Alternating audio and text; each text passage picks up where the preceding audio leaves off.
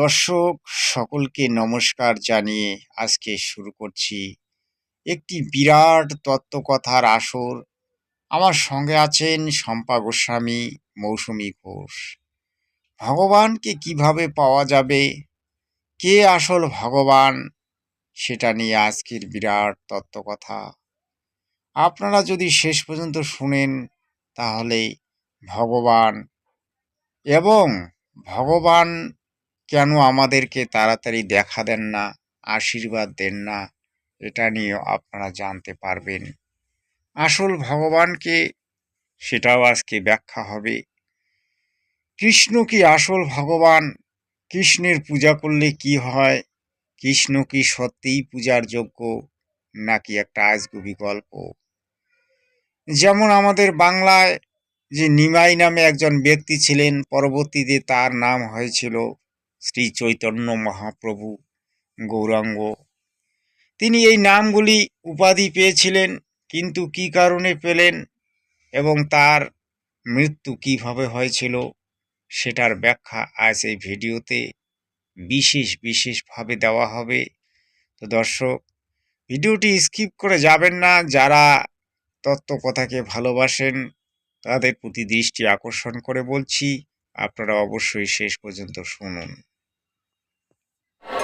জগতের জীব যে তোমাকে ডাকবে, কিভাবে ডাকলে তুমি তার ডাকে সাড়া দেবে?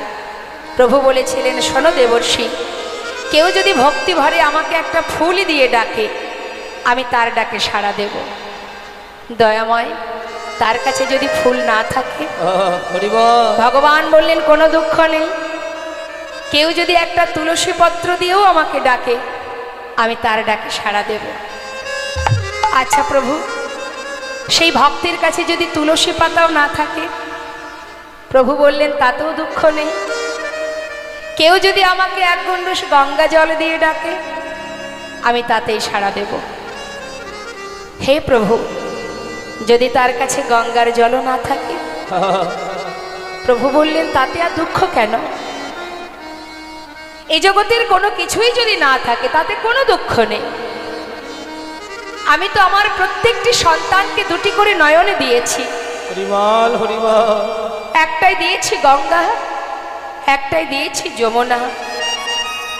জীব যদি সংসারের জন্য সারা জীবন কাঁদে, আর আমার জন্য যদি মাত্র দুফোঁটা বাড়ি বরিশন করে, যদি দুফোঁটা নয়ন বাড়ি বরিশন করে, আমি যুগে যুগে সেই ভক্ত চরণে দাস হয়ে পড়ে থাকি। কেউ যদি আমাকে ডাকার মতো ডাকে, সারা জীবন ধরে ডাকতে হয় না, আমি যুগে যুগে সেই ভক্ত চরণে দাস হয়ে পড়ে থাকি। যদি কেউ বলতে পারে, হে প্রভু, দুটি নয়ন জলে ধুইয়ে দেব তোমার দুটি রাঙা চরণ, তুমি করিও গ্রহণ শ্রী সচিনন্দন। দুটি নয়ন জলে ধুইয়ে দেব তোমার দুটি রাঙা চরণ, তুমি করিও গ্রহণ শ্রী সচিনন্দন। দুটি নয়ন জলে ধুইয়ে দেব তোমার দুটি রাঙা চরণ। ভক্তি যদি থাকে, শুদ্ধ প্রেম যদি থাকে, তুমি যেভাবে সেবা দাও না কেন, তাতেই ভগবান সন্তুষ্ট। সে তো আর কিছু চাই না। ভক্তি ভরে যদি তুমি ভালোবাসতে পারো, আর কিছু সে চায় না। তার একটা প্রমাণ আপনাদের দেব। কালো হলো সকালবেলা, যৌবনে কালো হলো দুপুরে বেলা, এইবারে চেয়ে দেখো কতদিন রক্ত গরম থাকবে, এবার তো রক্ত ঠান্ডা হবে। এইবার আমাদের পড়ন্তি বেলা, এইবার সূর্য পশ্চিমে আকাশের কোলে ডুবে যাবে। মহাপ্রভু বললেন কলির জ্ঞানন্ধজি চেয়ে দেখে আমাদের আয়ুর সূর্য ডুববো ডুববো কখন যে কার সূর্য ডুবে যাবে কেউ জানে না।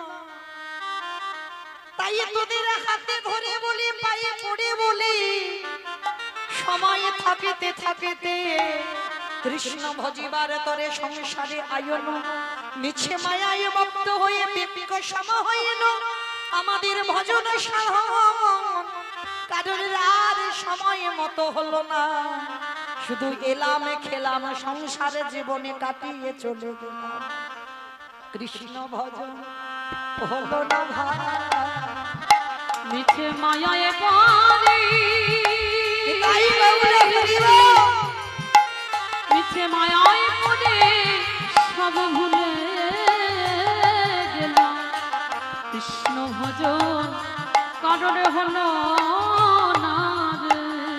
আস্তে তাহলে সময় থাকতে থাকতে গৌর গোবিন্দ চরণ ভজতে হবে আর সময় গড়িয়ে গেলে ভজন সাধন হবে না। শিশুকালে কৃষ্ণ ভজে কৃষ্ণ পাবার আসে কৃষ্ণ পাবার যৌবনেতে কৃষ্ণ ভজে আসে না আসে না। বৃদ্ধকালে কৃষ্ণ ভজে জমের তার আসে তাহলে সময় থাকতে ভজন করে না। একটা কথা আছে না বাবা ভগবান নিজ মুখে বলেছে পাপ কোনোদিন বাপকে ছাড়ে না পাপ কোনোদিন বাপকে ছাড়বে না। এই কথাটা কোনো চলতি কথা নয়। যারা এখানে তত্ত্বজ্ঞানী যারা গ্রন্থ পড়েন ভালো করে জানবেন এই যে পাপ ছাড়ে না বাপকে আমাদের বাবাটাকে এই যে খাতা কলমে যে আমার বাবা আমি মৌমিতা ঘোষ আমার বাবার নাম হচ্ছে রাধেশ্যাম ঘোষ এটা তোমার খাতা কলমে বাবা চিরস্থায়ী নয়। জড় জগতের দেহ একটা দিতে হবে তার জন্য জড় জগতের একটা বাবা মা কিন্তু আসল পিতা তো নয়। এই জ্ঞান যার একবার জেগে যায় জড় জগতের বাবা মা এটা আসল বাবা মা নয়। আসল বাবা মা যদি হতো তাহলে তো তোমারে ছেড়ে যেত না তুমি তো সারা জীবন তাকে আগলে রাখতে পারতে তাহলে গেল কেন তোমাকে কাঁদিয়ে রেখে।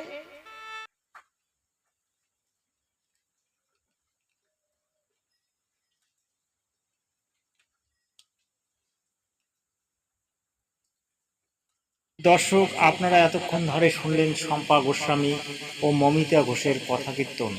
তারা যেভাবে কৃষ্ণের ভক্তিকে বর্ণনা দিলেন শ্রীকৃষ্ণই যেন একেবারে আমাদের পরমপিতা আমাদের সৃষ্টিকর্তা আমাদের সবকিছু। আসলে বাস্তবটা তা নয়। শ্রীকৃষ্ণকে কে সৃষ্টি করেছেন শ্রীকৃষ্ণ কার পূজা করতেন এটা কি তারা জানে? শ্রীকৃষ্ণ কার পূজা করতেন? শ্রীকৃষ্ণ ব্রহ্মের সাধনা করতেন ওম মন্ত্র জপ করতেন সেটা কি ওরা জানে? শ্রীকৃষ্ণ হচ্ছে বিষ্ণুর অংশ অবতার মাত্র। শ্রীকৃষ্ণ কোনো পূর্ণ ভগবান নয়। শ্রীকৃষ্ণ হচ্ছেন যুগপুরুষ। এই যুগপুরুষকে তারা ভগবান বানিয়ে আজকে তারা ব্যবসা করছে যেটা নয় সেটাকে তারা বর্ণনা দিচ্ছে গীতায়। শ্রীকৃষ্ণের যে বাস্তবিক রূপটা তারা আজও বুঝতে পারল না। গীতা যখন শ্রীকৃষ্ণই বলেননি তখন শ্রীকৃষ্ণের ভূমিকা কোথায়? শ্রীকৃষ্ণকে তো পরিচালনা করেছিলেন ব্রহ্ম যার নাম হচ্ছে জ্যোতি নিরঞ্জন কালপুরুষ। এই কালপুরুষের যে গুণগুলি সেই গুণগুলি মাঝে মধ্যেই শ্রীকৃষ্ণের মধ্যে প্রকাশ পেত আর শ্রীকৃষ্ণ লীলা করত। বাস্তবটা এরা জানে না। এরা শ্রীমদ্ ভাগবত পড়েছেন শ্রীকৃষ্ণের লীলাগুলি দেখেছেন। শ্রীকৃষ্ণ কি নিজেই এই লীলাগুলি করেছিলেন? না ভাই, শ্রীকৃষ্ণের দ্বারাই করানো হয়েছিল। যেমন একটি উদাহরণ আমি দিতে চাই, গীতায় যখন বিরাট রূপ দেখালেন তখন শ্রীকৃষ্ণ কিন্তু সেই বিরাট রূপটি দেখাননি। শ্রীকৃষ্ণকে অন্তরালে রেখে সেই কাল রূপ, সেই বিরাট পুরুষ, সেই কাল পুরুষ যার নাম জ্যোতি নিরঞ্জন, তিনি এই বিরাট রূপ দেখিয়েছিলেন।